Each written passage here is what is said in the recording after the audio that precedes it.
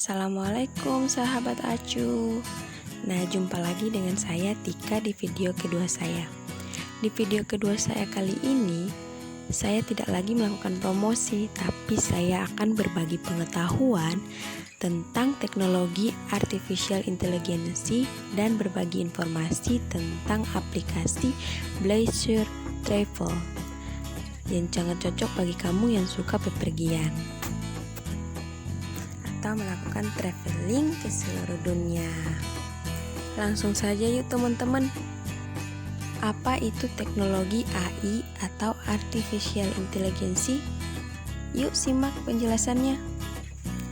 Jadi, Artificial Intelligence pada dasarnya merupakan suatu pengetahuan yang membuat komputer dapat meniru kecerdasan manusia, sehingga diharapkan komputer atau berupa suatu mesin dapat melakukan hal-hal yang apabila dikerjakan manusia memerlukan kecerdasan. Misal melakukan penalaran untuk mencapai suatu kesimpulan atau melakukan translasi dari satu bahasa manusia ke bahasa manusia lainnya. Tujuan dari teknologi AI itu sendiri, yang pertama, membuat mesin lebih pintar. Berikutnya, membuat mesin lebih berguna dan memahami kecerdasan. Nah, setelah kita mengetahui apa itu teknologi AI atau Artificial Intelligence dan tujuannya, berikutnya kita akan mengulas tentang bidang-bidang AI atau Artificial Intelligence. Disimak dengan baik ya teman-teman. Bidang-bidang teknologi Artificial Intelligence atau yang biasa disingkat AI. Yang pertama adalah pengolahan bahasa alami. Pengolahan bahasa alami atau Natural Language Processing atau NLP adalah bidang AI yang berurusan dengan pemahaman bahasa manusia, Inggris, Jepang, Indonesia, dan sebagainya. Kemajuan di bidang ini membuat komputer antara lain dapat melakukan penerjemahan dari satu bahasa manusia ke bahasa manusia yang lain. Sistran merupakan contoh program yang mampu melakukan penerjemahan antar bahasa manusia. Di lingkungan web, AltaVista menyediakan program serupa yang diberi nama Babel Fish Translation. Intelek merupakan contoh sistem permintaan berbahasa alami yang dapat digunakan untuk mengakses basis data. Teman-teman bisa lihat bentuk atau contoh dari Babel Fish Translation pada gambar tersebut. Yang kedua adalah fisik komputer. Fisik komputer adalah suatu bidang AI yang berurusan dengan pengenalan terhadap suatu objek dan kemudian digunakan untuk pengambilan keputusan. Konsep fisik komputer sangat sederhana. Komputer dilengkapi dengan kamera video. Kamera menangkap gambar dan mengolahnya menjadi isyarat-isyarat digital dan menempatkannya dalam memori. Selanjutnya, program AI akan melakukan analisis terhadap data gambar yang sudah ada dalam memori. Program inilah yang dapat mendeteksi keberadaan objek-objek. Program seperti ini biasanya menggunakan pengolahan citra atau image processing, yaitu suatu bidang ilmu komputer yang berhubungan dengan pengolahan gambar untuk kepentingan seperti kejernihan gambar, pemerolehan tepi benda, dan pemanfaatan gambar. Teman-teman bisa lihat pada gambar 2, gambar itu merupakan gambar fisik komputer untuk pengambilan suatu barang. Nah, sekarang yang ketiga, pengenalan percakapan. Pengenalan percakapan atau voice atau speech recognition adalah suatu proses yang memungkinkan komputer dapat mengenali suara. Teknologi seperti ini membuat hayalan tentang penyamun dalam kisah Alibaba yang membuka pintu gua dengan suara dapat diwujudkan. Penerapan pengenalan percakapan antara lain digunakan untuk melakukan pengetikan dokumen melalui suara dan untuk analisis suara dalam program pembelajaran bahasa asing, untuk menentukan pengucapan kata oleh seseorang sesuai dengan penutur asli atau tidak. Nah, teman-teman bisa lihat pada gambar 3, itu merupakan penerapan pengenalan suara yang sangat sederhana pada program untuk menentukan ucapan pemakai sesuai dengan penutur asli atau tidak. Mohon maaf ya teman-teman karena gambarnya tidak terlalu jelas. Berikutnya yang keempat, robotika. Robot adalah piranti elektromekanik yang dapat diprogram untuk melakukan otomasi terhadap suatu tugas yang biasanya dilakukan manusia. Adapun robotika adalah studi yang berhubungan dengan pembuatan robot. Robot banyak digunakan dalam dunia industri, misal untuk melakukan pengelasan atau bahkan merakit mobil. Teman-teman bisa lihat pada gambar 4 contoh robot lengan yang mempunyai 6 derajat kebebasan. Dengan sentuhan AI atau Artificial Intelligence, robot dapat dibuat menjadi cerdas sehingga bisa melakukan pengambilan keputusan seperti halnya manusia. Robot seperti ini biasanya dilengkapi dengan kamera yang bertindak sebagai sensor mata. Salah satu contoh robot seperti ini yaitu robot Cup. Robot ini mampu bermain sepak bola. Pada tahun 2050 ditargetkan akan tercipta tim robot yang dapat mengalahkan tim sepak bola manusia yang menjadi juara dunia. Wow, teman-teman bisa lihat pada gambar 5 itu merupakan gambar dari robot Cup atau robot berbasis AI yang dapat bermain sepak bola. Hebat kan teman-teman? Semakin canggih saja teknologi zaman sekarang. Sekarang masuk yang kelima, yaitu sistem pakar. Sistem pakar adalah sistem yang meniru kepakaran atau keahlian seseorang dalam bidang tertentu dalam menyelesaikan suatu permasalahan. Menurut Horn 1986.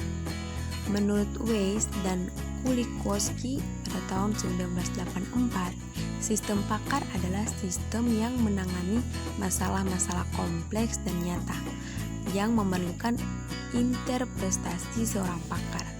Menyelesaikan masalah-masalah tersebut dengan menggunakan model komputer yang memakai penalaran manusia ahli dan menghasilkan kesimpulan yang sama dengan kesimpulan yang akan dicapai manusia ahli jika menghadapi masalah-masalah yang sama.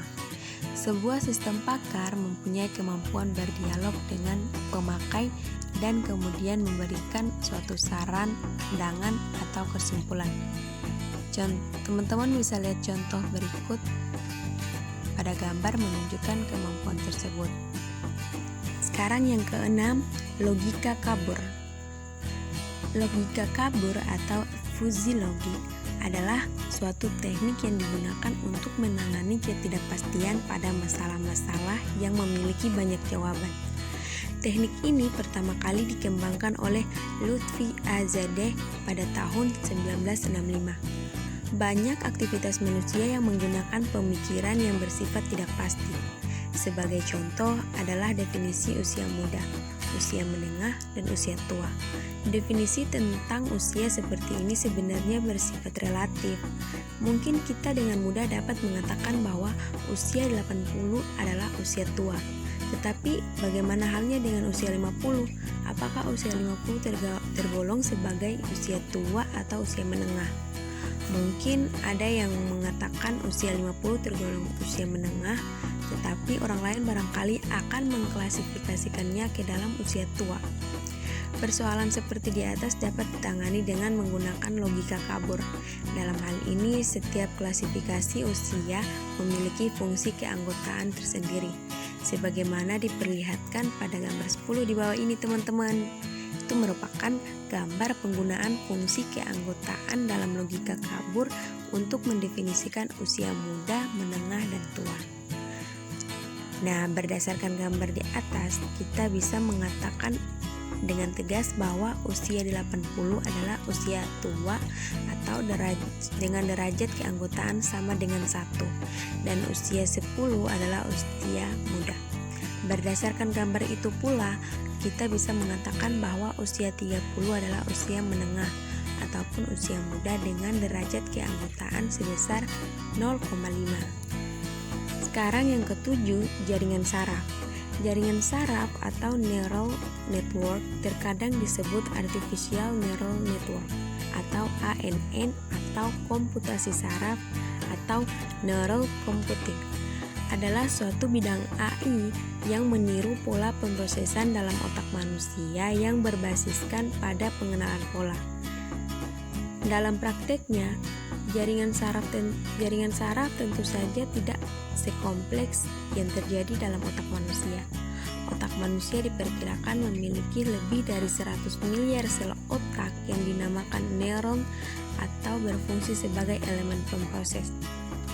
Setiap neuron memiliki kira-kira 1000 dendrit. Pada gambar 13 memperlihatkan keadaan dunia buah sel dalam otak manusia. Nah, teman-teman bisa lihat kan? ANN adalah sekumpulan elemen pemproses dengan menggunakan subkelompok melakukan komputasi tersendiri dan melewatkan hasilnya ke subkelompok berikutnya. Setiap subkelompok bersifat independen. Dalam ANN, sekelompok elemen pemproses disebut lapisan layer. Lapisan pertama dikenal dengan sebutan lapisan masukan dan lapisan terakhir dinamakan lapisan keluaran. Adapun lapisan yang terletak di antara lapisan keluaran dan lapisan masukan dinamakan lapisan tersembunyi. Teman-teman bisa lihat pada gambar 12, itu merupakan model jaringan saraf buatan. ANN menggunakan berbagai istilah yang berbeda dengan saraf manusia, seperti pada tabel 4 memperlihatkan perbedaan tersebut. Tabel 4 itu merupakan perbandingan saraf biologis dengan saraf buatan. Nah, saraf biologis disebut soma atau neuron, pada saraf buatan disebut simpul. Pada saraf biologis disebut dendrites, pada saraf buatan disebut masukan. Pada saraf biologis disebut akson, pada saraf buatan disebut keluaran. Pada saraf biologis disebut sinapsi, pada saraf buatan disebut bobot. Pada saraf biologis kecepatan rendah, pada saraf buatan disebut kecepatan tinggi. Dan pada saraf biologis disebut neuron sangat banyak atau miliaran, pada saraf buatan disebut simpul terbatas ratusan. Sekarang yang ke-8 teman-teman, yaitu algoritma genetika. Algoritma genetika atau biasa juga disebut komputasi adaptif atau adaptive computing diperkenalkan pertama kali oleh John H. Holland pada tahun 1975. Beliau adalah seorang profesor psikologi dan ilmu komputer di Universitas Michigan. Algoritma genetika adalah suatu pendekatan yang meniru kemampuan makhluk hidup dalam beradaptasi dengan lingkungan sehingga terbentuk proses evaluasi untuk mengatasi masalah dengan lebih baik. Teknik ini berhasil digunakan untuk menyimulasikan evolusi biologi, geologi, dan ekosistem yang dalam dunia nyata memakan waktu jutaan tahun. Simulasi hanya dilakukan dalam beberapa menit. Algoritma genetika menggunakan aturan-aturan proses matematika yang dipakai untuk menentukan cara kombinasi dari komponen-komponen proses dibentuk. Ada 3 cara yang digunakan, yaitu mutasi, crossover, dan seleksi. Mutasi yaitu mencoba kombinasi proses secara acak dan mengevaluasi hasilnya. Crossover yaitu mengkombinasikan bagian dari hasil yang baik dengan harapan dapat memperoleh hasil yang lebih baik. Sedangkan seleksi merupakan memilih proses-proses yang baik dan membuang yang jelek. Teman-teman bisa lihat itu pada gambar yang tertera merupakan aplikasi algoritma genetika untuk penyelesaian permasalahan traveling salesman problem. Sekarang yang ke-9, sistem AI hibrida. Sistem AI hibrida atau terkadang dinamakan sistem cerdas hibrida atau hybrid intelligence system adalah sistem yang menggabungkan beberapa teknologi AI untuk memanfaatkan atau memadukan keunggulan masing-masing teknologi. Istilah seperti soft computing yang menggabungkan ANN, logika kabur, algoritma genetika, dan teknik AI konvensional merupakan contoh sistem AI hibrid. Neurofuzi merupakan contoh lain yang menggabungkan pemakaian ANN dan logika kabur. Sistem yang terakhir disebut ini banyak digunakan oleh perusahaan Jepang seperti Matsushita dan Sharp, antara lain diterapkan pada mesin cuci dan kulkas. Nah, teman-teman bisa lihat pada gambar 14, itu merupakan contoh dari gambar neurofuzi yang terdapat dalam mesin cuci ataupun kulkas. Sekarang yang terakhir ke-10, agen cerdas. Agen cerdas atau intelijen agen kian populer seiring dengan perkembangan internet. Namun, pengertian agen cerdas tidak harus selalu terkait dengan internet. Perlu diketahui, berbagai nama lain yang juga menyatakan agen cerdas yaitu software agen, wizard, chatbot, dan support. Sebelum memahami makna agen cerdas, ada baiknya mengenal terlebih dahulu makna agen. Russell dan Norvig mendefinisikan agen sebagai segala sesuatu yang dapat dipandang menangkap lingkungannya melalui sensor dan bertindak terhadap lingkungan melalui efektor. Sensor adalah bagian yang merangsang tindakan agen, sedangkan efektor adalah bagian yang digunakan oleh agen untuk melakukan tindakan. Jika dikaitkan dengan agen manusia, yang dimaksud dengan sensor antara lain adalah mata dan telinga, sedangkan efektor antara lain berupa tangan, lengan, dan mulut. Pada agen berupa robot, kamera atau inframerah bertindak sebagai sensor dan motor berfungsi sebagai efektor. Teman-teman bisa lihat pada gambar 15, itu merupakan gambar atau contoh dari agen berinteraksi dengan lingkungan melalui sensor dan efektor. Agen yang berupa perangkat lunak atau biasa disebut agen cerdas adalah perangkat lunak yang dapat bertindak seperti orang yang mampu berinteraksi dengan lingkungan. Agen seperti ini telah banyak digunakan pada berbagai keperluan. Contoh agen sistem operasi, agen spreadsheet, dan agen perdagangan elektronik. Yang pertama, agen sistem operasi digunakan untuk membantu penggunaan sistem operasi. Contoh, Microsoft memiliki sejumlah agen yang dinamakan wizard pada sistem operasi yang dibuatnya. Misalnya Windows NT. Agen ini digunakan antara lain untuk menambah nama pemakai, mengelola grup pemakai, dan manajemen berkas. Agen spreadsheet digunakan untuk membuat program spreadsheet menjadi lebih mudah digunakan oleh pemakai. Contoh, Office Assistant pada Excel dapat mengamati pemakai dan jika terjadi sesuatu yang dipandang perlu untuk dibantu, agen cerdas ini akan memberikan saran. Nah, teman-teman bisa lihat pada gambar 16, itu merupakan contoh Office Assistant yang memberikan saran ketika pemakai salah menulis rumus. Agen untuk perdagangan elektronik digunakan untuk membantu pemakai yang akan melakukan belanja secara online. Perangkat lunak seperti ini dapat membantu pemakai dengan berbagai cara berikut. Yang pertama, membantu pemakai menentukan produk yang dibeli. Yang kedua, mencarikan spesifikasi dan mengkajinya. Yang ketiga, membuat rekomendasi. Yang keempat, membandingkan belanjaan untuk mendapatkan harga terbaik untuk produk yang dihendaki. Yang kelima, mengamati dan mengenalkan kepada pemakai penawaran dan diskon khusus. Berbagai aplikasi yang lain, antara lain untuk menyortir surat elektronik dan mengamati hasil pertandingan suatu olahraga tertentu, misalnya sepak bola, dan berbagai situs web, dan kemudian melaporkan hasilnya dalam bentuk surat elektronik ke para anggota yang menginginkan hasil tersebut.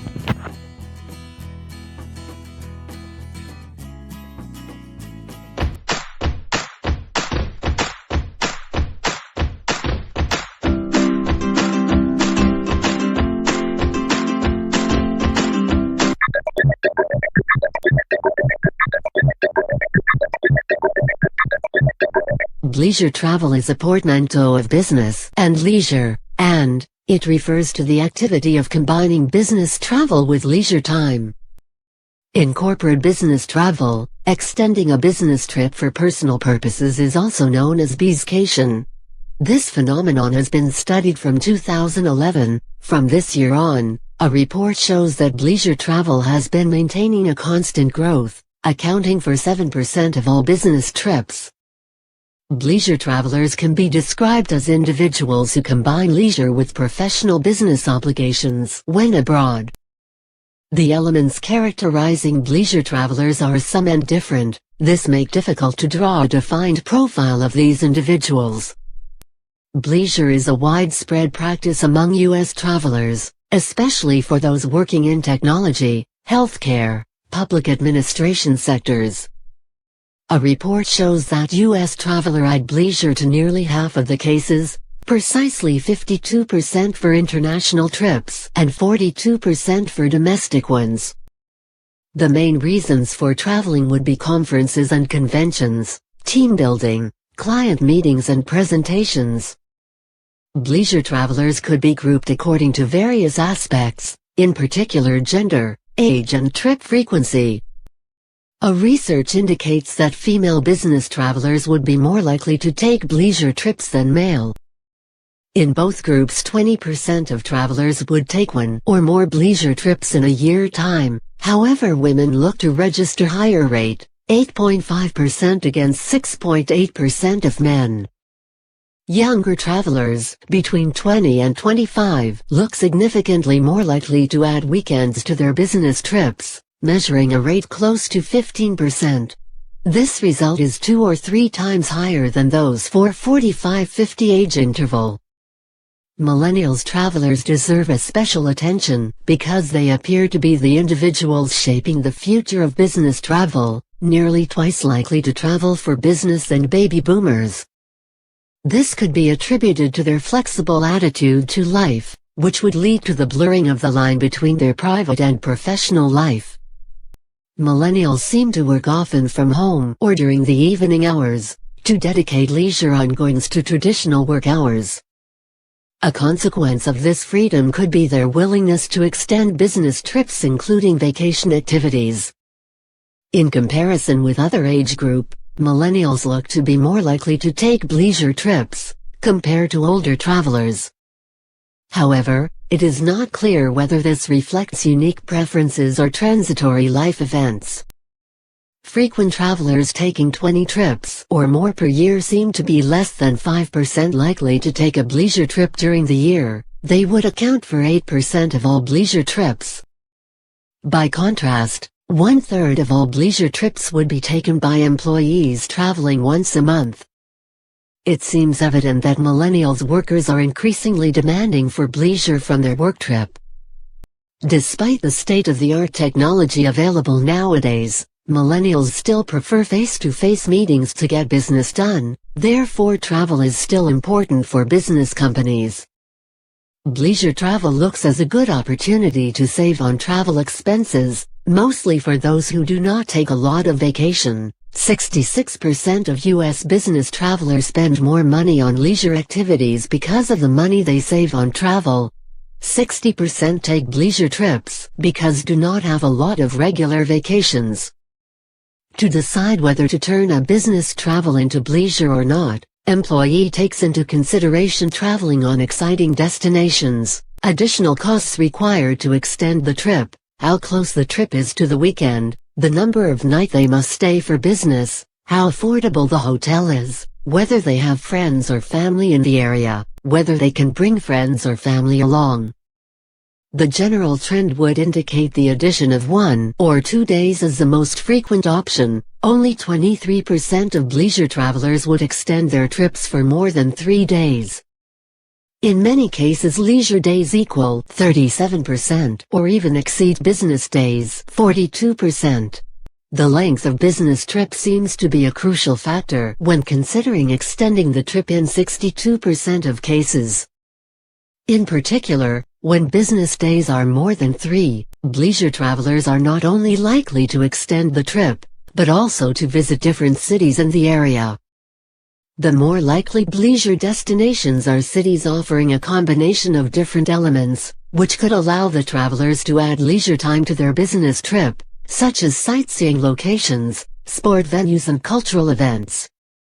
The difference between the origin and the destination city seems to affect leisure rates. In the case of domestic trips, the amount of leisure is expected to be low because the two cities should be easily accessible and share similar culture. On the other hand, long intercontinental trips would offer the chance to know realities that are different from ordinary. Researches seem to confirm this trend. Leisure trips would account for 5.2% of the domestic trips and 9.7% of the international ones. The highest leisure rate, 18.4%, appears in international trips when the origin and destination cities are located in different geographical regions. The top leisure cities in U.S. are Honolulu, above 20%, Miami, Orlando, Las Vegas, 12 to 15%, NYC, San Francisco, Los Angeles, San Diego and Fort Lauderdale, 9 to 12%. In Europe rates looks lower. This could be due to the shorter domestic and continental routes. Lisbon, Barcelona, Nice, Istanbul, 8 to 11%, London, Dublin, Amsterdam, Moscow, Rome, Geneva, Paris, Madrid, 6 to 8%. Given that leisure travel is a rising phenomenon, there is still no official regulation. Therefore, extending business trips for leisure would have to be decided by management on a case-by-case basis. Some preventive measures could be followed in advance to avoid misunderstanding. Companies have to differentiate between business and non-business amenities and declare what is willing to pay for. Employees have to define when the business travel ends and when the leisure one starts. Company and employees must arrange a corporate travel insurance